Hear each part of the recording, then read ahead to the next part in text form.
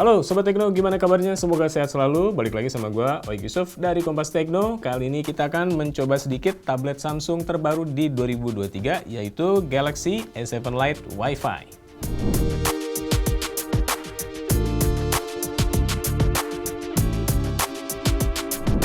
Oke, jadi sebelum masuk ke tabletnya nih, gue pengen ngebahas sedikit dulu tentang aksesori pelengkap di kemasannya Galaxy Tab S7 Lite Wi-Fi.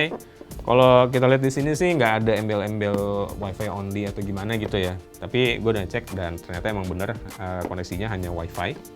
Ini unit yang gue terima varian warna grey by the way. Di sini ada labelnya. Kemudian memorinya itu adalah 3 GB untuk RAM dan 32 GB untuk storage.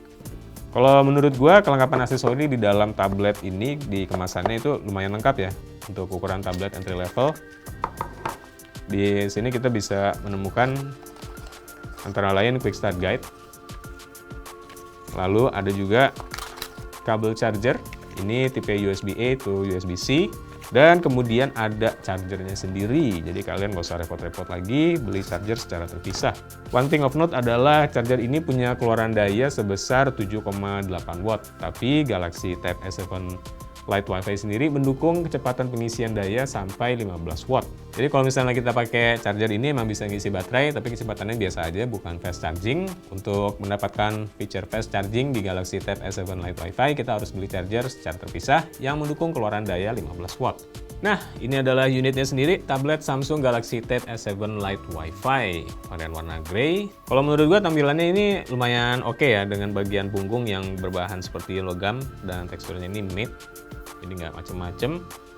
Kemudian di bagian depannya kita bisa lihat bahwa perangkat ini menggunakan layar yang ukurannya lumayan kecil ya. Kayak di sini gue masih bisa genggam dengan satu telapak tangan. Ya, ini ringan juga, beratnya kurang dari 500 gram, jadi nggak membebani kalau misalnya kita pegang seperti ini. Dan layarnya ini dia berdiagonal lebih kecil dari kebanyakan tablet saat ini, yaitu 8,7 inci. Panel layar yang digunakan adalah TFT LCD, dan di sini kita bisa lihat bahwa di bagian atas dan bawah itu ada bezel yang lumayan tebal. Tapi sebenarnya ini juga nggak terlalu jadi masalah sih. Terutama kalau misalnya kita megang tabletnya seperti ini di orientasi landscape, maka tangan kita otomatis juga akan resting di bagian bezelnya ya. Nah, karena Galaxy Tab S7 Lite Wi-Fi ini hanya menggunakan koneksi Wi-Fi untuk tersambung ke internet, maka dia juga tidak memiliki slot SIM card. Kayak kita bisa lihat di lacinya ini yang ada di sebelah kiri perangkat. Bentuknya adalah seperti ini dan slot yang terbuka di situ adalah hanya untuk kartu memori micro SD. Di sebelahnya emang ada cutout kecil yang bentuknya mirip untuk kartu nano SIM, tapi plastiknya ini nggak dibuang, jadi kita nggak bisa naruh SIM card di sebelahnya. Satu hal yang mungkin menarik dari Galaxy Tab S7 Lite Wi-Fi adalah meskipun termasuk kategori entry level, Samsung masih membekali tablet ini dengan dua buah speaker, yaitu di sisi kanan dan kiri kalau misalnya kita pegang tabletnya dalam orientasi landscape. Jadi keluaran suaranya pun ya lumayan lah, bisa dari dua sisi sekaligus, stereo, nggak cuma dari satu sisi doang. Dan diklaim bisa menghasilkan foto yang berdaya tahan lama. Tidak pudar meskipun dipajang di bingkai selama 30 tahun atau kalau misalnya kita simpan. Lalu untuk keperluan koneksi data dan charging, tablet ini juga sudah menyediakan konektor tipe USB-C. Kemudian di sebelahnya, ini ada konektor untuk jack audio 3,5 mili.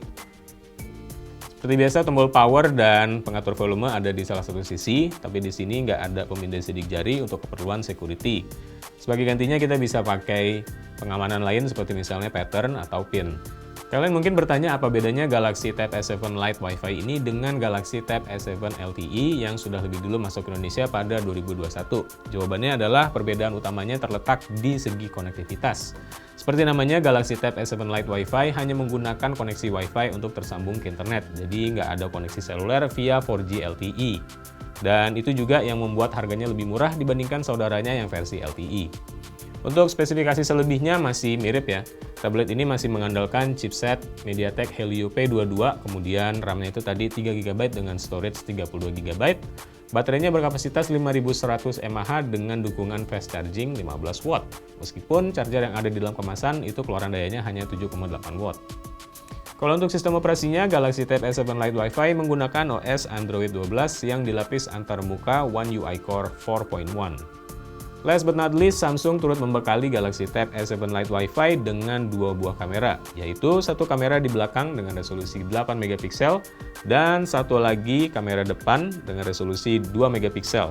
Ini letaknya di bezel bagian atas ya, kalau kita pegang tabletnya dalam orientasi portrait seperti ini. Kalau kameranya sendiri termasuk basic ya, kamera belakangnya ini bisa merekam video hingga resolusi FHD atau 1080p dengan frame rate 30 fps, sementara kamera depannya hanya bisa merekam dengan resolusi HD. Termasuk basic sih ya kameranya, tapi ya nggak terlalu berpengaruh juga untuk skenario penggunaan yang umum di tablet. Paling nggak kameranya ini sudah cukup memadai untuk mengambil gambar, baik di kamera belakang maupun di kamera depannya. Oke, Sobat Tekno, itu tadi hands-on singkat kita bersama Samsung Galaxy Tab S7 Lite Wi-Fi. Tablet ini sebenarnya nggak baru-baru banget karena identik dengan S7 Lite versi LTE yang sudah lebih dulu masuk pada 2021. Bedanya di tablet ini nggak ada koneksi seluler, sementara spesifikasi lainnya masih mirip. Nah, soal spesifikasi ini sebenarnya termasuk basic sih ya, entry level, tapi ya harusnya masih memadai untuk aktivitas-aktivitas ringan seperti browsing sampai streaming video. Menurut gua Galaxy Tab S7 Lite ini justru bisa jadi pilihan yang lebih menarik dibanding saudaranya, terutama kalau misalnya kalian lebih banyak pakai tablet di lingkungan rumah lewat Wi-Fi. Kalau kalian tertarik, tablet ini sudah mulai dijual di pasaran Indonesia dengan harga 2 juta rupiah. Oke, sekian dulu untuk video kali ini. Jangan lupa subscribe channel YouTube Kompas Tekno dan like juga video ini kalau kalian suka.